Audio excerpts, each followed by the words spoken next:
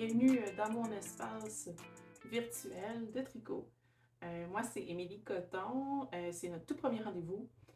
Je suis disponible sur Ravelry Instagram si vous voulez me rejoindre sous le pseudonyme Émilie Cotte, Emiliecott, donc Émilie Cotte. Également, vous pouvez m'écrire par courriel emiliecotte.nits@gmail.com. Et bien, bienvenue, comme je vous disais, là, sur mon espace virtuel. C'est mon tout premier, tout premier podcast tricot. Je suis à la fois énervée et à la fois stressée. Plus énervée que stressée. Ça fait longtemps que j'y pense. Et je voyais pas tout à fait quel mode le faire. Mais je pense que j'ai trouvé une façon assez intéressante de vous présenter quelque chose qui pourrait vous intéresser. Puis si oui, tant mieux. Donc, je me suis dit, pourquoi pas me lancer. Alors, la façon que je vais procéder, peut-être un peu différente de la majorité de vos podcasts, c'est que je vais faire un épisode par projet, puisque j'ai tendance à faire beaucoup de test-knit. Alors, les test-knit, pour ceux qui connaissent un petit peu moins ça, c'est lorsqu'un designer est sur le point de lancer un patron, souvent, une fois l'écriture du patron complétée, terminée, souvent même quelqu'un d'autre qui a fait la révision du patron, elle va faire tester tous les formats de taille par plusieurs tricoteuses ou tricoteurs de ce monde. Question de s'assurer qu'il n'y a pas d'erreur au niveau du patron, puis que tout se passe bien lorsque les gens vont tricoter le patron en question. Et faire des test knits, j'adore ça. Moi, j'en mange. J'aime beaucoup, beaucoup ça. Pour plusieurs raisons. Entre autres, parce que ça me permet d'inspirer les gens. Donc, je me suis rendu compte avec les test-knits que j'ai faits, le premier, deuxième mois, là, mais avec le temps, il y a beaucoup de gens qui vont voir justement mes tricots sur Ravelry. Je reçois beaucoup de commentaires positifs là, me disant qu'ils aiment beaucoup les notes que j'écris, puis que ça inspire le choix des laines, pourquoi je prends telle décision. Ça fait que tout ça fait en sorte que j'aime beaucoup faire des tests parce que ça permet justement d'aider ceux qui vont faire le patron à voir une façon d'interpréter le patron, si on veut, avec un choix de laine, avec un choix de couleur, d'agencement. Donc, cette partie-là d'un test-knit, j'aime ça beaucoup. Et c'est aussi ça, en fait, mon compte Ravelry, qui m'a donné l'idée de possiblement faire un podcast puis vous jaser en personne. Parce que je reçois, comme je disais, quand même pas mal de commentaires, des gens qui apprécient un peu le détail que je vais mettre au niveau de mes projets. Puis je me suis dit, pourquoi pas le partager différemment. Donc, au lieu d'être via justement l'écrit de Ravelry, pourquoi pas le faire avec vous comme ça directement là, en privé. Fait que voilà, donc ça me donnait un peu l'idée de faire un peu projet par projet mes tricots, vous parler de ça. Puis on verra, quoi, si ça vous intéresse, tant mieux. Puis sinon, ben, tant pis, c'est pas plus grave que ça. Mais voilà un peu l'introduction du pourquoi là, je souhaitais vous partager mes tricots. Alors voilà, fait que le premier test-knit ou projet dont je pourrais vous parler, ce serait le Gemma Sweater de Johanna Ang. Johanna Ang. Sur Ravelry, vous pouvez la trouver facilement. Et le Gemma Sweater que j'ai complété, c'est celui-ci. Alors, il est vraiment magnifique. Là, pour les prochains podcasts, en fait, j'ai l'intention de vous montrer des petits bouts de vidéo ici et là au fur et à mesure que j'avance le chandail, les décisions, puis si je dois détricoter parce que j'ai pris une mauvaise décision ou ça ne fonctionne pas, ou un petit ajustement, je pourrais vous les montrer au fur et à mesure que le projet avance. Je pense que ça va être intéressant. C'est pour ça qu'aujourd'hui, je vais filmer un peu celui-ci que je viens de terminer, puis il va être pas mal tout expliqué d'un bout. Tandis que pour les prochains, ça risque d'être une petite vidéo ici et là au fur et à mesure que j'avance au niveau du projet pour vous en parler. Donc, plus des petits moments d'enregistrement. Alors voilà. Aujourd'hui, je vous parle du Gemma. Il est magnifique. Il est vraiment beau. Donc, c'est un chandail tricoté du haut vers le bas. Donc, on commence ici en haut. Le col est tricoté qu'on vient replier tout simplement pour poursuivre par la suite un chandail qui, je crois, ça se nomme une construction marteau, hammer. au niveau de la manche.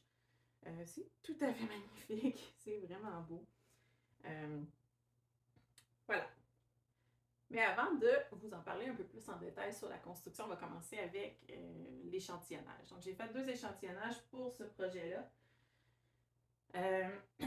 Éventuellement, j'ai opté pour de la plotulopie tenue double. Donc, la plotulopie, c'est une unspun, donc une not plied, une laine, je sais pas comment ça se dit en français, je m'excuse, mais c'est une unspun. Donc, elle n'est pas twistée, il n'y a aucun twist à l'intérieur de la laine. Un petit peu plus fragile, mais je peux dire qu'elle n'a pas cassé là, une fois, je pense, tout mon projet. Donc, on peut être délicat tout simplement sans que ça porte ou que ça soit une difficulté là, de ce côté-là. En tout cas, de mon côté, c'est vraiment pas une problématique. La unspun, je travaille très bien avec ça. Voilà. Donc, de la unspun, la plotulopie en, ça c'est ash gray, fait que c'est un blanc avec un petit peu de poil noir à l'intérieur qui donne une espèce de couleur gris très pâle au chandail. Et la unspun, ce qui est vraiment spécial, c'est de la façon qu'elle bloque. Elle vient vraiment s'adoucir, elle devient plus molle. Comme vous, mon chandail ici n'est pas bloqué, vous pouvez voir, il est très, il est dur, il est robuste. Donc, il n'est pas bloqué encore, tandis que mon échantillon, lui, il est bloqué. Je vais m'approcher pour vous montrer la différence, mais la différence est majeure. Et donc, je vous parle tout de suite, puis je vous montre tout de suite le chandail fini avant qu'il passe au blocage, parce que j'ai une certaine crainte qu'après le blocage, on ne voit pas autant tout le beau design et le beau lace, la belle dentelle qu'on a à l'avant. Donc, la plotulopie, comme je vous disais, vient s'amollir. Ça se voit à l'échantillon, je vais vous l'approcher pour vous le montrer. Et on perd un peu du design. Donc, je vous le montre avant blocage, parce que c'est ça. J'ai une crainte, j'ai peur d'aller bloquer. En même temps, j'ai hâte, parce que j'ai hâte qu'il devienne tout confortable, à porter comme une vraie doudou, comme celui-ci que je porte présentement, qui est une laine extrêmement rustique, mais avec, plus on porte, moins c'est rustique, puis plus c'est doux. Donc, j'ai hâte que la même chose se produise là, avec cette laine-ci, qui est la plotulopie. La lopie, les avantages de la lopie, là, je parle que c'est une laine qui est c'est robuste et c'est très rustique. Certains vont trouver que ça pique, d'autres non. Ça, c'est à chacun son poison, comme ils disent en anglais, mais ça va varier l'opinion des gens là, selon leur préférence. Fait que je pourrais pas vous dire « Ah, ça pique » parce que moi, ça me pique pas. Mais il y a beaucoup de gens qui vont se mettre ça proche de la peau et qui aimeront pas ça. Donc, c'est à vous de voir. Il y a plusieurs magasins qui en tiennent. Tout simplement, aller au magasin, toucher, essayer. Puis, vous allez voir, soit vous allez apprécier ou non cette laine-là. Mais elle a énormément d'avantages. D'abord, c'est très, très chaud. C'est une laine qui est très chaude, mais qui sait aussi être froide lorsqu'il y en a besoin. Donc, ça s'adapte beaucoup à la température du corps. Ça ne sera pas trop chaud, ça respire très bien. Donc, il y a beaucoup d'air à travers la laine, ça fait que ça respire très bien. C'est imperméable, puisqu'ils ont gardé le poil plus long, ainsi que le poil plus court du mouton de la lopie, là, du mouton lopie. Donc, a des propriétés d'extérieur fabuleuses. Fait que c'est pour aller prendre une marche dehors, pour aller dans le bois, des excursions, une marche dans le vieux, quand il fait 0,5 degrés, c'est un superbe manteau, en fait, qui se prête à toutes sortes de sauces. Là. Fait que c'est vraiment une laine qui est intéressante d'extérieur. Autant que d'intérieur, quand vous voulez garder votre maison plus fraîche, vous êtes tout seul, ben c'est ça, c'est un peu à ça que ce chandail-là va servir. Fait que j'ai vraiment hâte de pouvoir le porter, qu'il soit bloqué, relaxé, parce que présentement il est très stiff, comme vous pouvez voir, il est robuste, mais une fois lavé, il va devenir plus relaxé. Donc, j'en arrive à vous montrer ce que ça a l'air au niveau de la définition des mailles avant et après blocage. Alors voici le avant.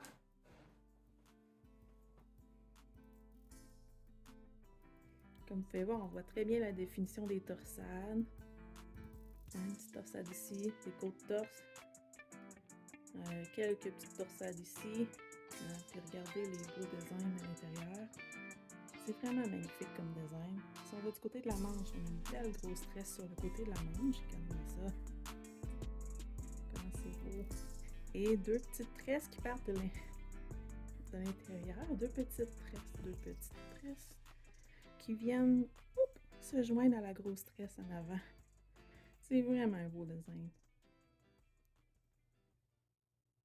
Donc là, vous pouvez voir la belle grosse tresse et le point de riz, bien entendu.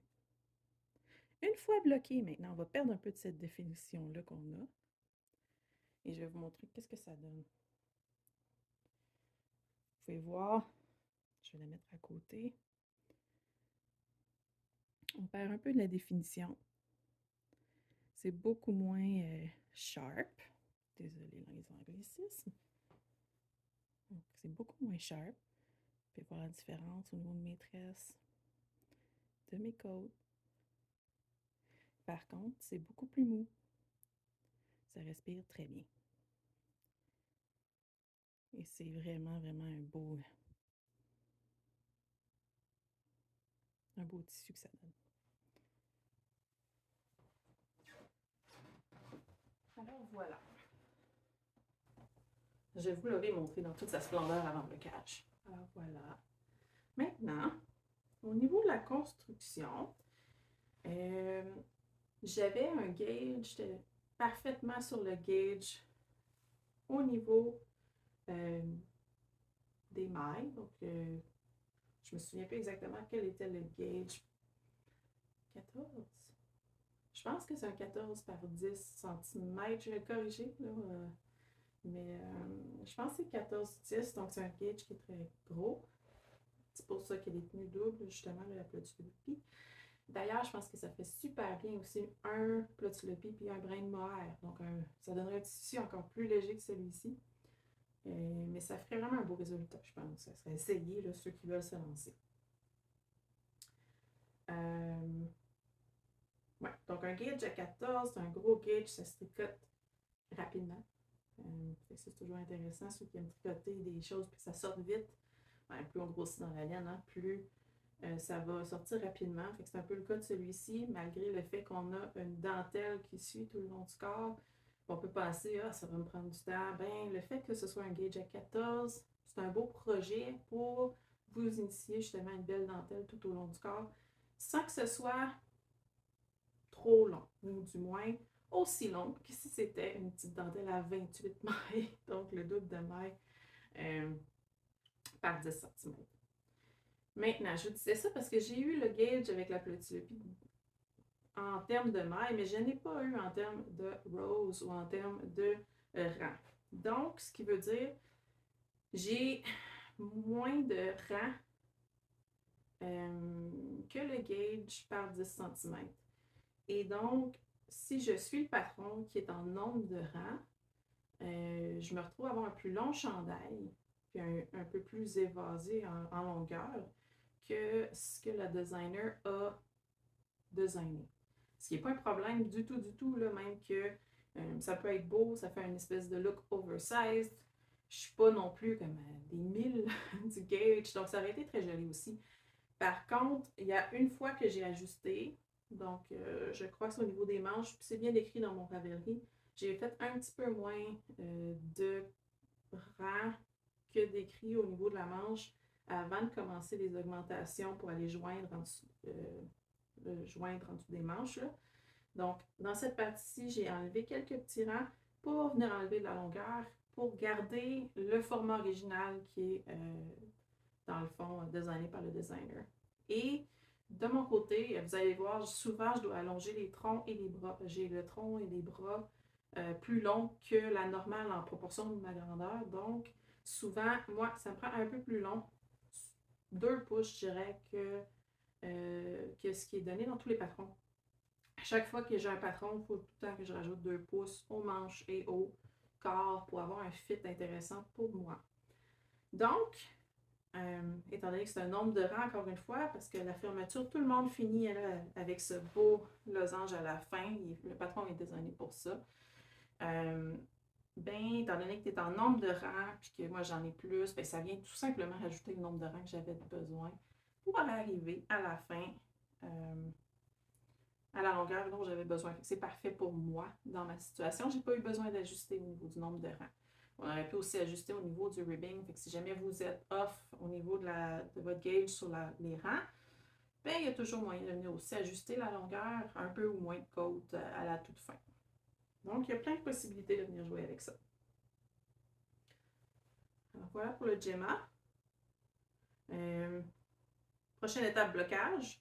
Et l'étape suivante, les photos. Vous allez voir souvent, c'est mes sœurs. Merci à mes sœurs. Qui sont mes modèles, ou ma mère, mon père, mon chum, quand c'est des modèles pour garçons, là, je m'amuse à prendre des photos avec tout le monde dans ma famille, mais il faut que je me trouve un moment avec mes sœurs, là, justement, pour photographier celui-ci dans les prochaines semaines. Mais j'attendais de vous parler, de vous le montrer avant le blocage, là, pour le bloquer puis prendre les photos. Fait que là, je suis rendue là. Puis c'est ça. J'ai peur de perdre ma belle définition. Mais c'est assez.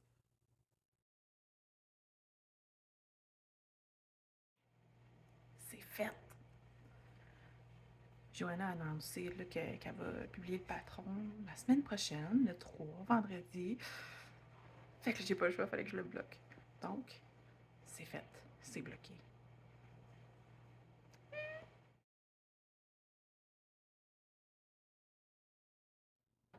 Allô tout le monde!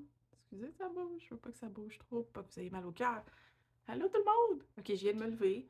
Là, le chandail a séché toute la nuit. Et je suis trop énervée. C'est que vous avez mon look du matin. Vraiment énervée. Puis je porte mon Gemma qui est complété, fini, bloqué, done. Puis je suis vraiment excitée. Fait que là, je vous le partage.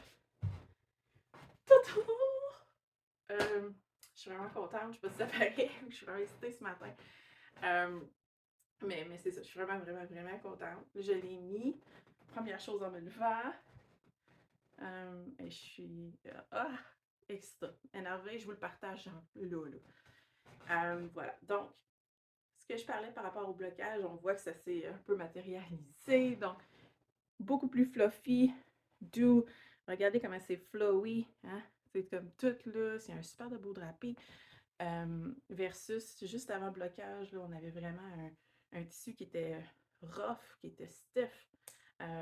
Donc on voit un peu la différence avant-après ici. Regardez bien. Oh! Fait que le look est parfait, la laine parfaite pour le chandail. Excusez, je viens de l'enregistrer en anglais, puis là, j'ai l'impression de me répéter, mais je me répète pas parce que vous, c'est la première fois que vous l'entendez. Mais il fait comme 18 ou 19 dans la maison, puis j'ai aucunement froid. Il fait... Je suis super confortable. Si on va dans les détails, regardez la belle grosse tresse tout le long de la manche. Puis en plus, il y a deux autres câbles sur les côtés qui viennent avec la magie de Joanna se rejoindre au bout de la manche. Là. Regardez comment elle travaille la magie! Elle fait de la magie! Des beaux câbles tout le long de la manche. Un beau point de riz. Quoi dire d'autre? Il est magnifique. Là. Donc, c'est pas juste le lace avec la dentelle en avant. C'est vraiment tout le chandail. Très bien écrit. Facile à suivre. La construction est intelligente. Si vous en avez fait plusieurs autres chandails, vous allez voir, là, ça... c'est le fun de diversifier. C'est pas juste un petit yoke que tu fais comme qu'on voit beaucoup. Là, donc, c'est un peu différent. Si vous voulez sortir de votre zone de confort, essayer quelque chose de nouveau, je le recommande. C'est très, très bien écrit. Une chose que je considère, puis là, je vous le partage, c'est le collet. Au niveau du collet, la pellicule de pied a un petit peu moins de structure. Possiblement mettre un élastique à l'intérieur. Donc, venir cacher un tout petit élastique, là, 1 mm de large, même pas, là, tu passes ça à l'intérieur, attache, puis tout ce que ça vient faire, c'est mettre de la structure. Mais, je pense pas le faire tout de suite parce que j'aime vraiment le look actuel. Un peu plus évasé, puis même le collet qui ressort. Si je mets un élastique, c'est sûr que ça va venir le constrict, le refermer. Fait que ça, je suis pas certaine que ça... Mais tu sais, ça s'essaye, puis au pire, j'enlève l'élastique, là. Mais, ouais, fait que ça, c'est parce que je suis frileuse. Surtout mes chandails, moi, en général, j'ai tendance à mettre des élastiques au collet pour justement garder cette structure-là dans le haut. Voilà, fait que à considérer, peut-être, éventuellement, mais pour le moment, j'y vois pas l'intérêt. J'aime, au contraire, j'aime le fait que le collet ressort un peu. Hey, je m'excuse, on voit encore mon pyjama à travers parce que je l'ai juste mis par-dessus, je suis trop énervée. Voilà. Donc, Comme vous pouvez voir, super contente de mon projet. Puis c'est ça, je vais aller mesurer combien il pèse. Là. Je pense que j'ai utilisé 5, possiblement 6, mais je suis pas mal sûre que c'était 5 plates. Je les ai pas comptés, mais je vais aller le peser, je vais pouvoir vous le confirmer, soit à l'écrit ou dans mon projet Ravelry.